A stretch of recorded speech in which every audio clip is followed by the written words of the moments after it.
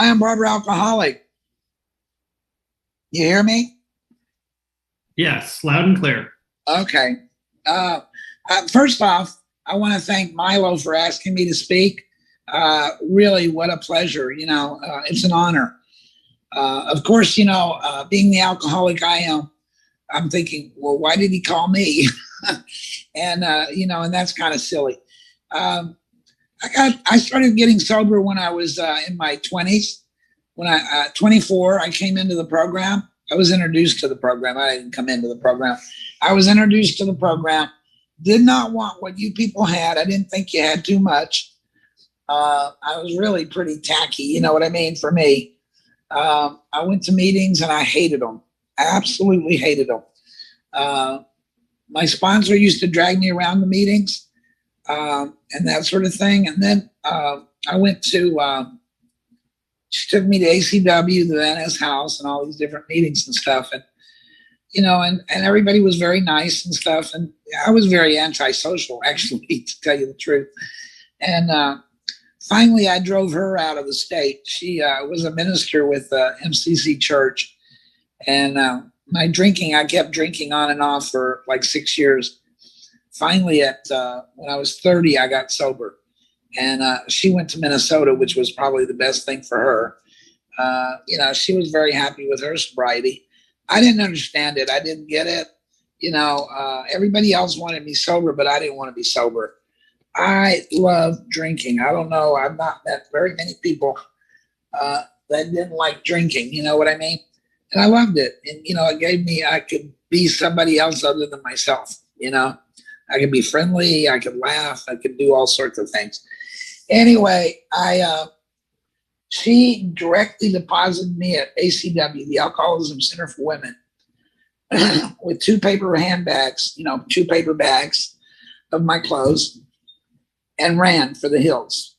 I have to tell you that I was there for an extended period of time. It was residential, and the program was on one side, and the house was on next door. And so anyway, it was primarily a lesbian program at the time, and I wouldn't have cared if I was in with gorillas. I really didn't care one way or the other. And so I got in there, and first off, because I snored, they moved me to a private room. I was a little insulted with that because I was by the kitchen, but I was tired. I was really, really tired of when I got there, and I did not. I knew I didn't want sobriety, but I was willing to try. So anyway, I'd go to the groups next door, and I'd fall asleep. I was tired. I hadn't slept very well with my drinking, and I'd fall asleep in the groups, and people would start applauding to wake me up. That's how twisted I was. Anyway, I went through there. I got out, and if you don't learn, I didn't learn initially how to deal with feelings, how to say I was mad or get a resentment and how to deal with it. So who knows what the resentment was, but I drank one more time, and I had a roommate. We moved across the street from there, and she runs over and is crying her little eyes out about me drinking again. And they kicked me out of the program. I was like, what nerve, Anyway, and it was okay. I mean, I didn't like it initially because it was kind of tacky, but it really forced me to go to AA. And I lived at 11th and Alvarado, and I used to walk up to the AT Center on Beverly and Virgil. And I was really, really poor at the time. And I'd ask for a ride home, and people were more than willing to do that. And I was so secretive, I wouldn't give you my right phone number. I didn't tell you where I lived. If you came in my apartment, it didn't look like I lived there. That's the truth. And so people would give me a ride home. And I'd say, I live in this block right here. I wouldn't even specify which apartment. That's how bad. I mean, I was so shut down emotionally, and I didn't have a clue about it. Anyway, I moved from there, and I got a different sponsor. I mean, I've had some wonderful sponsors. I've had Paul Farmer, and I have a really wonderful sponsor now, Luke, who's in San Francisco. I finally did get sober. I'll give you the clue. I got sober in 12/19/80. And, it wasn't a burning bush, wasn't anything spectacular. I just got tired of being sick and tired of being sick and tired. It wasn't working anymore for me. And I wanted a better life.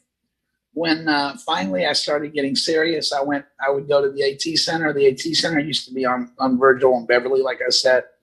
Then it moved over to Sunset.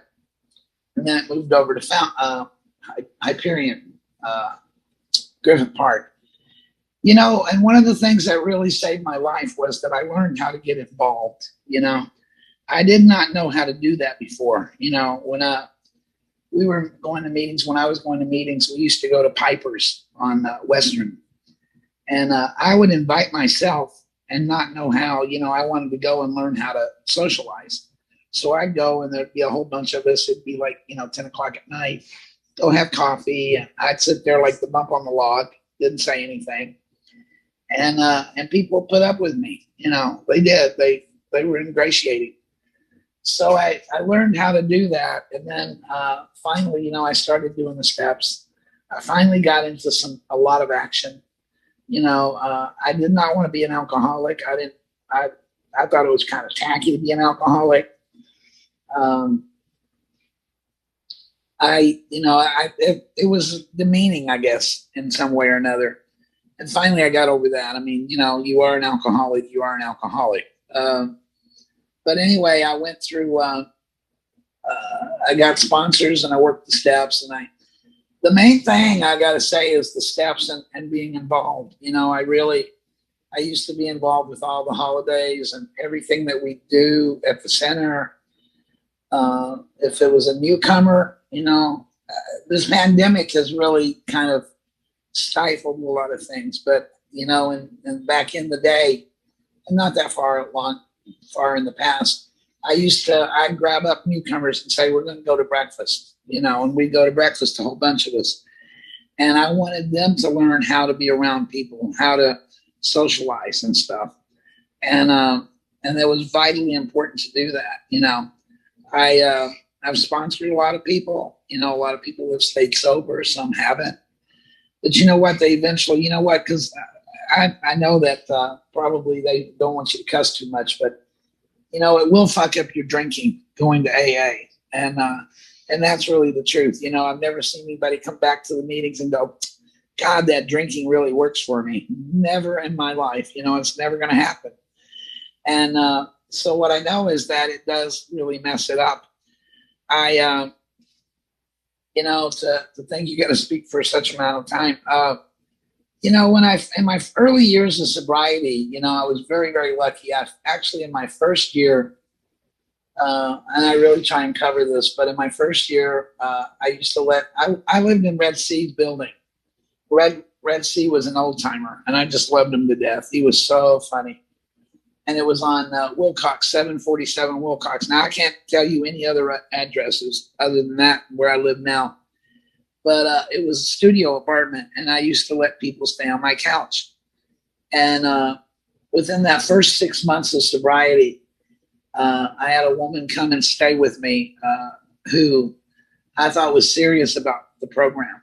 And what happened was I found out that she was not doing what she said she was doing. I was going to work and going to meetings, and I was doing all this by bus and going to school. And she ended up was not doing what she said. She's supposed to be going to meetings and this and that. So I went through turmoil with that. I called my sponsor, who was Paul Farmer, and I said, what do I do? Because I wasn't just going to put her out, So anyway, punchline was I gave her like 2 weeks to move. And she left while I went in to go take a shower to go to work. And I didn't hear from her for a couple of days. And then a very good friend of mine called me up and said, we have to come, I have to pick you up and we have to go to dinner. And she had started drinking, and she hung herself. And she hung herself at the program that I went through. And one of the most painful things were that people talked about me throwing her out because she went out and lied about it and that sort of thing. What I can tell you is I survived that. I knew in my heart what I had done, and my friends knew what I had done. I hadn't done anything. And that was 4 years ago, and I found out the woman, everything that she said was a lie. And I felt really bad for her. We can, as alcoholics, we're connivers, okay? Let's be real, And I can sell you a bill of goods, in a minute. And, and the sad part was that she killed the wrong person. Well, anyway, so that really was pretty devastating in my first year. And, but what happened was it made me that much stronger.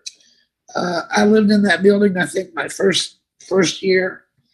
I started going back to school and really learning how to be a person, I ended up, I try and include the physical things too, because I think those are important for alcoholics. We sometimes don't know how to deal with things. And I ended up sounding like a frog. I lost my voice for a year, and I sound like Kermit the Frog. And that was pretty devastating, because I had to write a lot of messages and stuff. But the reality was that I survived it, and it was a nodule in the vocal cords. And that, enabled me to go into music. I went into music and I started studying music. I hate crying. I do it so well, though. But anyway, it gave me a new start in life. I loved music. And then I went through to my junior year, and I realized, I didn't want to be a school teacher. I did not want to teach people how to sing. You either could sing or you can't, There's no between. I'm so bad. I tickle myself, but it's true. And so anyway, and sobriety gave me that chance to go to school. I loved it. I loved being around different people and just learning how to socialize, how to study. I was always told that I was stupid. That wasn't true. And what I can tell you is sobriety has been just a whirlwind of experiences. I, on and off, I got hired by the same company, MTA, 3 different times, and as a bus operator, because when I first started with them, it was only you could be part-time. And then, the old timers were never going anywhere. You were just waiting for them to kick off. That sounds terrible, but, and so 3 times I got hired by them. The last time I stayed with them for 15, 16 years. And if anybody would have told me that I would have done that kind of job, sober, I would have thought, you're kidding me, because you get some real personalities, And so anyway, people throwing milkshakes on you, telling you that you have a man's job. Well, my mouth, anybody that knows me knows that I have a big mouth. And I tell them, why don't you go apply for the job instead of mouthing off at me? And I meant it, you know what I mean? And so anyway, and what I did was I just stayed in the program. I stayed very close to the program. The sponsors I've had, the program, the steps I've worked, I did a lot of inventories. I had a lot of issues when I got here. I'd been a survivor of incest. I was adopted, and I had issues about that. And, and I had a pretty dysfunctional family. I had a very dysfunctional family, but it looked good on the outside. And that's what's always tripped me up, is that, looking that good on the outside. And, if anybody knows me, they know I'm pretty real about what's going on. Anyway, I had to do a lot of painful writing about that. I had to do some groups over that. I think, and it talks about it in the big book of Alcoholics Anonymous. We have to go outside of AA sometimes. I went to therapy. I went to incest groups. Because that's what it's about. To get past all that, and I think it's vitally important to do that. I don't know why I was trying so much, but anyway. Mary, give me the Academy Award. But anyway, it's so funny to do a Zoom because you don't have like response, like, you know what I mean? Oh my God, please stop, But anyway, I would trade anything that I have today because of the program.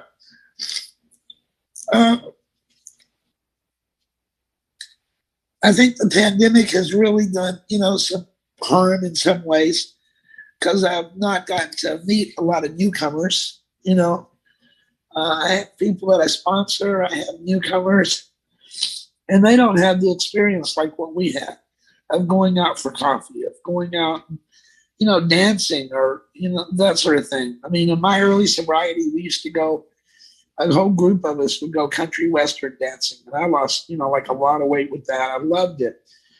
And we'd go to a meeting and then go out dancing and stuff. And that was what sobriety was, just giving it back to other people.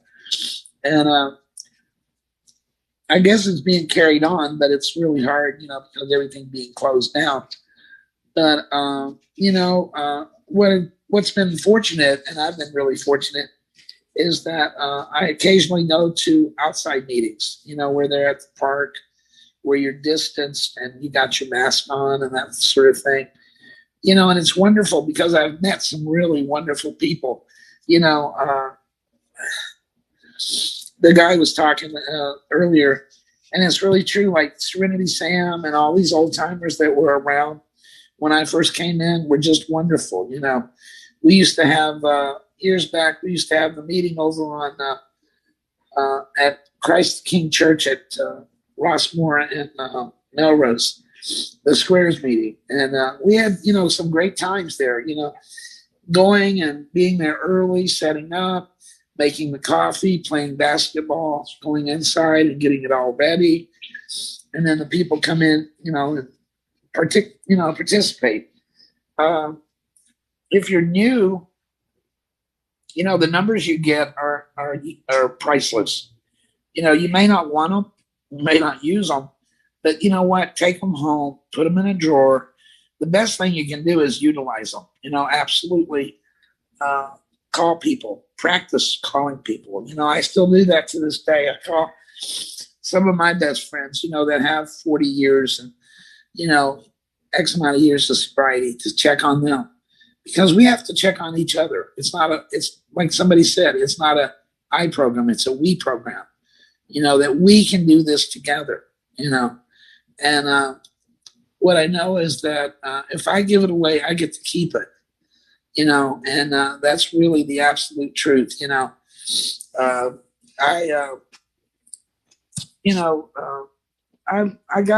got to learn how to go to different areas and stuff, now. Before the pandemic, I was going to all these different places like the Valley, Colfax, and West Hollywood, and that sort of thing. And it kind of expanded my horizon. I know a lot of people, but I had not ventured out to a lot of different meetings that I had never been to, and and that gave me a lot of strength and courage. There's been a lot of, recently there's been, and I just try and hit on this, a lot of people that have not made it through the program. And, what the fact is that you're really killing off the wrong person. You don't even know yourself to really realize who you are and what you are, And that was really my fight, was I didn't know who I was or what I was.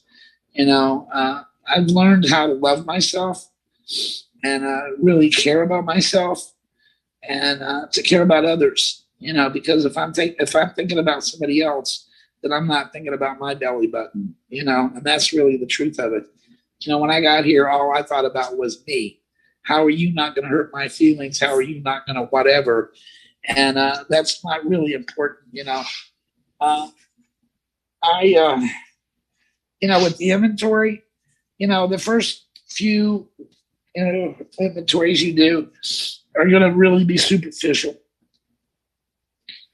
because we don't know how to dig deep and get to the core of things, how to get to the core of that, maybe this did happen. Maybe, my parents weren't, I think, the old saying is people, parents did the best they could. Sometimes I don't think that's quite right, but that's my thought. That's my philosophy, I think that some people should never have been parents, and that's okay. You know what I mean?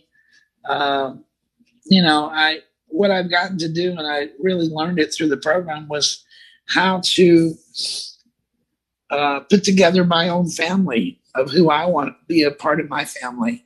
I'm not connected with my family. My parents have been dead for a while, and but I have people that I consider family and that are very unconditional with me, and I'm unconditional with them.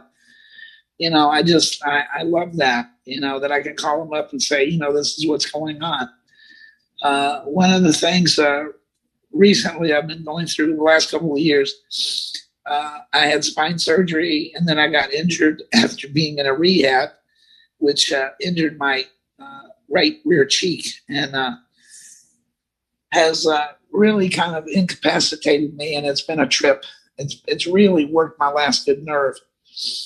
But what I know is that I get out as often as I can, and I get around people, and thank God the pandemic is starting to lighten up a little, and I really am grateful for that, because I think we all need each other physically and emotionally. If you have anything, anything can be worked through in AA. Absolutely believe that. I've watched people die with dignity in AA. When I came in the 80s, HIV just wiped out a whole community that I knew, that I loved to death, and that was really, really hard, So when I was about 15, 16 years sober, I started an AA meeting for people with some sobriety, so we could get together and talk about it and not feel alone, because it was treated so badly. And, and have to learn how to be there for people. I was there for my best friends, and that's the truth of it, and even now, when people have died from cancer or whatever, I got to learn how to be there for them, and if I'm lucky enough to have, 5 people in my life when I die, I think I'll be grateful. This is a giving program. It's not a taking program. There are a lot of people in the program. Well, there's not a lot, but there's some in the program that really work that. I got to tell you, there's thieves. You sober up a thief, and they're a sober thief. And that's really the truth of it. I've had people I've had to take small claims court that stole like $7,500 from me, that sort of thing. And you have to have stick-to-itiveness. With this program, you really do have to have stick-to-itiveness. It's not about, well, I'm just going to do it for one day at a time, or you do that, but sometimes you have to take it a minute at a time. And sometimes, you have to call people up and get their support. If you're not willing to do that, you're going to learn, because you get in so much pain that it's not fair for yourself to be in that kind of pain and not share it with somebody. It's absolutely essential. What else? I recently, why I'm holding the thing with my phone, because I just went through cataract surgery, and I can see far away, but I can't see up close. And so, you have to have those little readers. But I got to tell you, it's a trip, because that I was able to do that and just, go through it in one day. And, and if you live long enough and you stay sober long enough, you get to go through these procedures and you get to say, oh, okay, well, we did that, and people walked me through it. When I went through the spine surgery, people were at the hospital while I was in surgery that I didn't even know initially that were there, and that were there while I went into rehab. That's what it's about. So if when I got here, when I started doing these things, at first I was like, boy, this is an inconvenience, and the reality is it's not an inconvenience, because the fact is that I'm taking time for somebody else. Several years ago, I used to go pick up an older woman and bring her to the meetings in the morning. And I loved it. Me and my dog and her, we'd go, little Mickey, and take her to the meeting. And that's what it's about. It's really about that, about just telling people you love them, and in particular, what? It doesn't pay to go to bed with a resentment. I mean, I know sometimes I get ready to go to bed and I'm like, oh my God, I could write a book on this one. And I have to just say a prayer and turn it over and say, okay, I can't fix it tonight, but maybe tomorrow I can fix it. Or with God's help, I can fix it. If you're new, stick close to the program, get numbers, work the steps. You're going to work them more than one time, Mary. I hate to be the bearer of bad news here. Not one time you do step one and you're done. Believe me, you're going to be doing it over and over again. And that's what's, they don't tell you that, but it's the truth. And how fortunate we are that, Bill and Bob came along when they did, and they started this program. I'm just really grateful for that. What else? Let's see. If, and the worst thing, there's some old sayings that used to be around, and I think they're really true. If your ass is falling off, you pick it up and take it to a meeting. And that may mean a Zoom meeting, but you go to it and you share it, The reality is a lot of people, not a lot, but several people I know have gone out while the pandemic's gone on. Now, who knows if it had anything to do with the pandemic? It had to probably do with their drug addiction and alcoholism, And the best that we can do is pray that they stay. They come back and they stay. Because this is a killer program, I'll share one quick story that I think I was about 6-7 years sober. And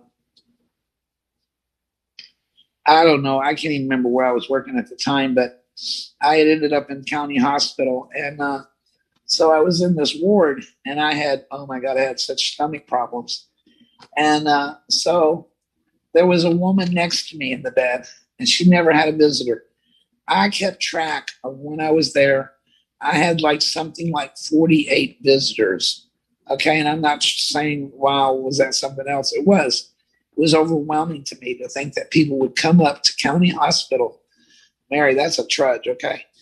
And she never had one visitor. And finally, the night before I left, we got to talking. She had had surgery, and I just didn't know anything about her. And we got to talking. It turned out that she was a sister of a woman who had been a counselor at ACW. And the sister had died from alcoholism. But here she was, and her problem was alcoholism too. And I asked her, I said, well, have you ever tried to sober up or, want to be sober? And she was kind of, hemmed and hawed about it. And I wasn't going to press her about it because, she wasn't in the best of health. So, but what I got to do the next day, they had taken her away for x-rays and stuff. And the very next day when I left, somebody came and got me. I took all the little stuffed animals I had, my big book and my 12 and 12, and I put them on her little table and left them for her. And, that's the kind of acts we do in sobriety. It's not about, the big flamboyant things. I mean, they're great too. I've done some cruises and that sort of stuff, but it's the minuscule things, that it touched my heart, and I'm pretty sure it touched hers, And I felt so bad because she never had one visitor, and that's how alcoholism and drug addiction goes. It makes us very lonely and apart from and scared. And I've gone to some, I've known some wonderful people that they came in the program like in their 20s, and they got a year sober, and then all of a sudden they go out and think they can do it one more time, and then you're going to their funeral, and it doesn't matter your age, you die, it's not, you can't bring it back. And so I'm really grateful for that, but I'm grateful for having known those people, because they're the examples that, it wasn't that they didn't make it, they just didn't stay long enough, and I really want to give everybody, nowadays, I know I've been kind of scattered, but I apologize. Nowadays, it's wonderful to see, in my early sobriety, even younger sobriety, that people weren't, a lot of people were hitting 40, but, in this last couple of years, it's so many people that have hit 40 years of sobriety. That tells you that this program works, that you don't have to do anything other than come to meetings, work your steps, get a sponsor, and trust them, be real trusting with them. If they give you a clue that they're not trustworthy, you get to change. You're not in a committed relationship.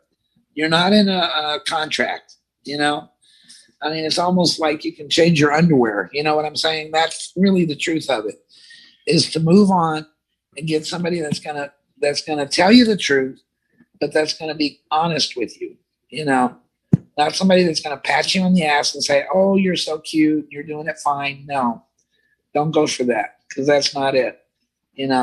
That's gonna tell you the truth, between life and death.